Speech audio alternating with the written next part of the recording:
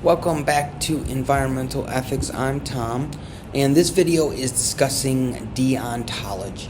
Deontology is another ethical theory, and roughly speaking, deontology means the study of duty or obligation.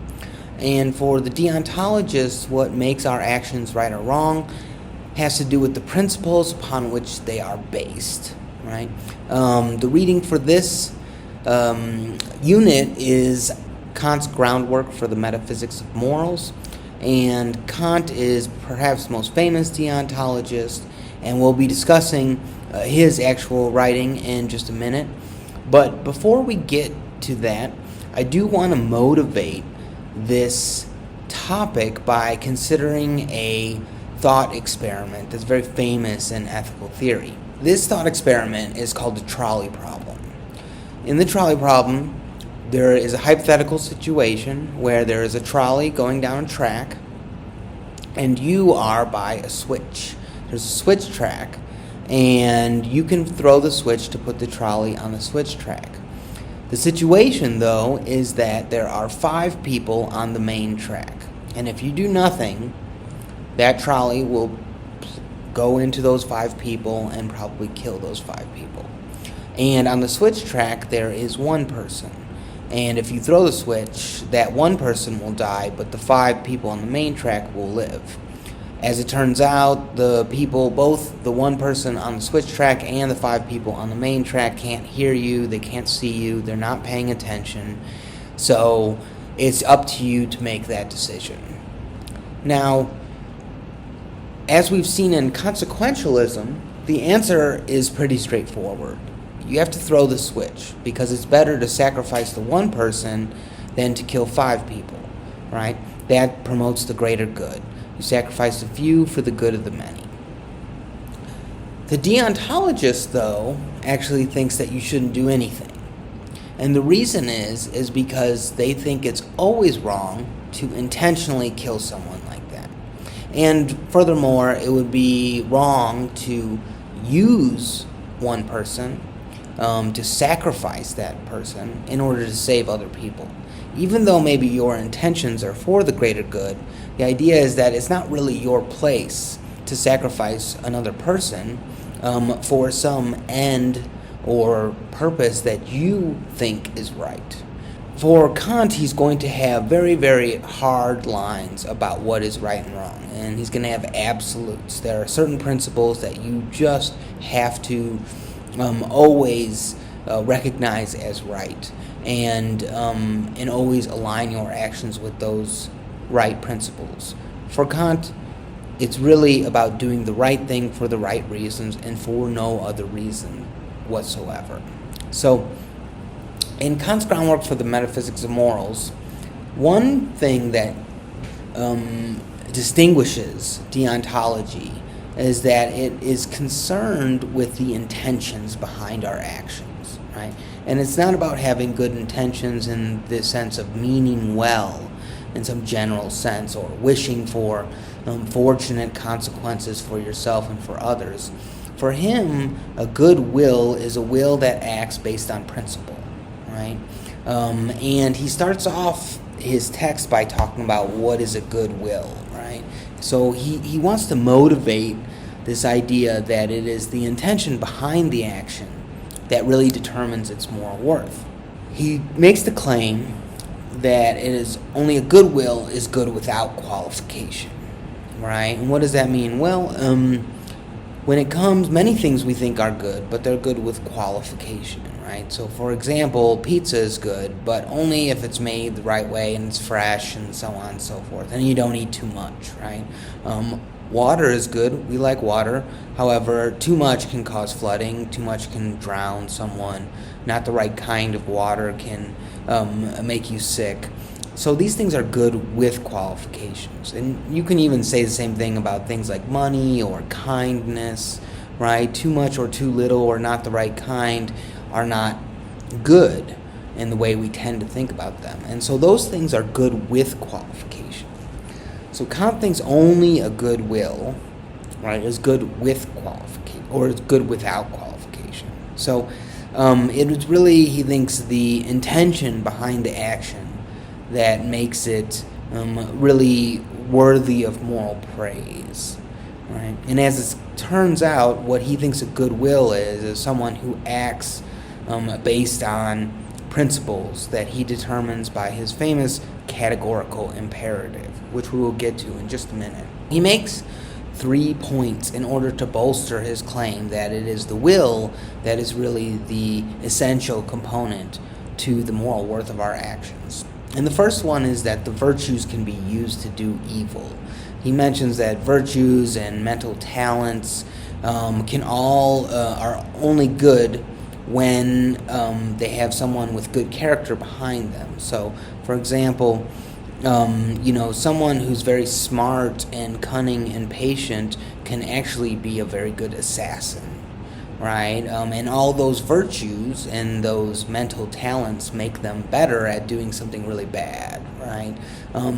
I like to think about my favorite villains from from TV shows or movies and think about how they exemplify various virtues, but they use them in order to accomplish bad deeds.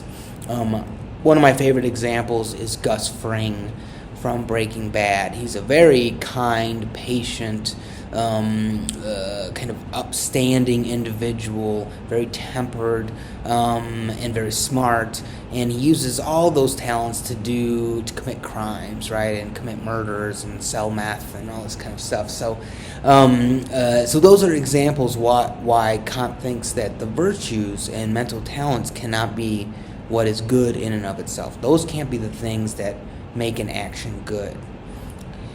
He also kind of gives the opposite claim, in a certain sense, that lacking virtues and lacking talents and abilities doesn't diminish a person's moral worth, right? And so the example I like to give for this is that, imagine someone who does a lot of great work. They work for Doctors Without Borders, and they're out making the world a better place all the time, and they get in a horrible accident, and now they can't perform those duties anymore. Does it mean that their moral character has gone away? We tend to think not. We tend to think that's still a very good person. They just can't do all the things they used to do. And so for Kant, he thinks it's not the abilities that really determine whether or not a person is a good person. It's got to be their intention, their will. And then the third kind of point that he covers is the idea that the rational use of the will is necessary to be ethical, right? It's about acting based on reasons is what makes us morally responsible for our actions. So we tend not to hold, for example, animals morally responsible for doing things that we think are bad.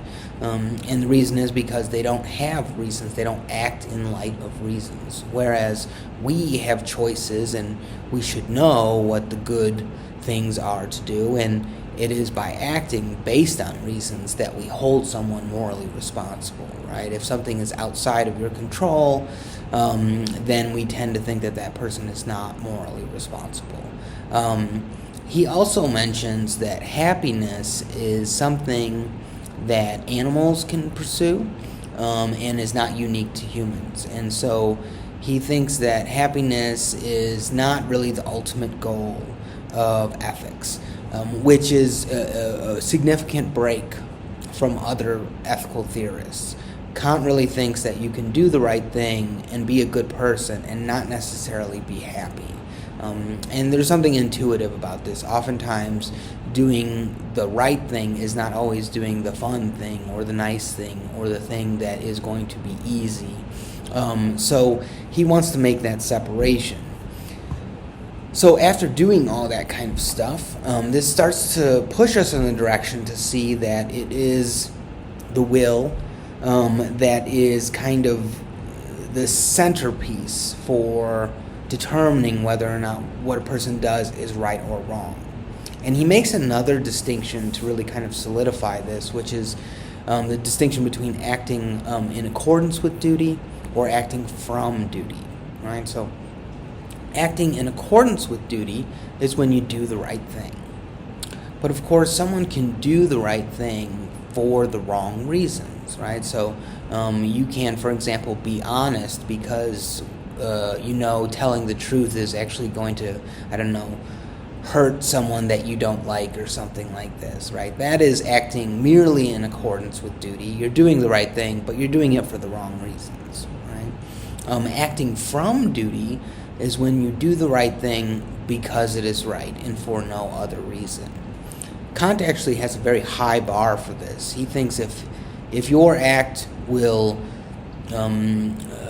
serve your self-interest in any way, then it's really lacking in moral worth. And for Kant, he really thinks that our actions that have moral worth are, most pronounced when we do something that does not help us in any way. All these things push us in the direction of recognizing this idea of doing the right thing for the right reasons, or acting in a principled way, as kind of the standard of what a morally worthy act is. But of course the question is, well, what are the right actions, right? What principles do we act based on? And this is where we get Kant's principle, which is called the categorical imperative. Now, the categorical imperative is more or less a test of universalizability for our actions, right? And so the categorical imperative tells us that we ought to act only in such a way that our acts can be willed as a universal law. And what does that mean? Well, our acts should be able to be everyone else's acts, or our policy of action ought to be able to be everyone else's policy of action. And so the way this works is you start to think about, for example, actions that we tend to think are wrong. So, for example, think of lying. He gives this example. He gives the example of making a false promise. But let's say every time it serves my interest, I lie in order to get out of some kind of responsibility. And let's say we make that a universal policy. So everyone lies whenever it serves their interests. Well, what happens in that case? Well, if my plan is to lie to a friend about, money I'm borrowing from them, and we make that a universal policy, then what's going to happen when I tell my friend that I'll pay them back on Friday? They're not going to believe me, right? Because they know that everyone lies whenever it suits their interests. And so what happens is when everyone lies whenever it serves their interests, then it becomes impossible to be able to lie, right? And the idea is that lying only works based on the fact that everyone has a presumption of honesty, right? We assume that people are telling the truth, and that's what gives us the leverage in order to be deceptive in our lie, right? In other words, lying only works as the exception to the rule and cannot work as the rule itself. And this is why he thinks that lying does not pass the categorical imperative, and therefore lying is morally wrong, right? Same thing with stealing. Stealing is another good example. For stealing, if my policy is to steal something whenever it looks cool to me, and I universalize that policy, well, then what happens is the presumption of respecting people's property, respecting people's belongings starts to go away. And then maybe I can still take something from someone, but it's not really stealing anymore. I'm not really taking something that belongs to someone else. Instead, it's just a constant fight between people for resources, something like this, right? And again, the way in which stealing works is that it is essentially breaking a rule, right? It can't serve as the rule itself. It's always the exception to the rule. The way in which you can steal things is if people in general respect each other's belongings, right? And that gives you the leverage in order to be able to take things and get away with stealing or something like this, right? So for him, you get these absolute rules out of the categorical imperative, And this tells us what our duties are. So, for example, for Kant, these are going to be absolutes. So, stealing is always wrong for Kant, no matter what. Even if we think stealing might benefit us or lots of other people or whatever it is, it might be for the greater good, Kant says no. For Kant, consequences don't determine the moral worth of an action at all. And same thing with lying. Lying is always wrong. It doesn't matter if you're lying about your best friend's surprise birthday party or anything like that. It's always wrong. It's always morally wrong for Kant. And so this categorical imperative kind of articulates a lot of things that we tend to think are moral principles. One other bit about this to recognize is that Kant's categorical imperative is not the golden rule, right? The golden rule is that you should do unto others as you would want them to do unto you. Now, that seems kind of similar. The difference is that for the golden rule, what determines what you ought to do is the way you want to be treated, right? And different people can perhaps have different gauges of how they want to be treated, and so that could change what is right or wrong for different people in different contexts. For Kant, the categorical imperative articulates principles that are absolute, right? So lying is always wrong, stealing is always wrong, and it doesn't matter how you want to be treated. It doesn't matter what you think will make you happy or make someone else happy.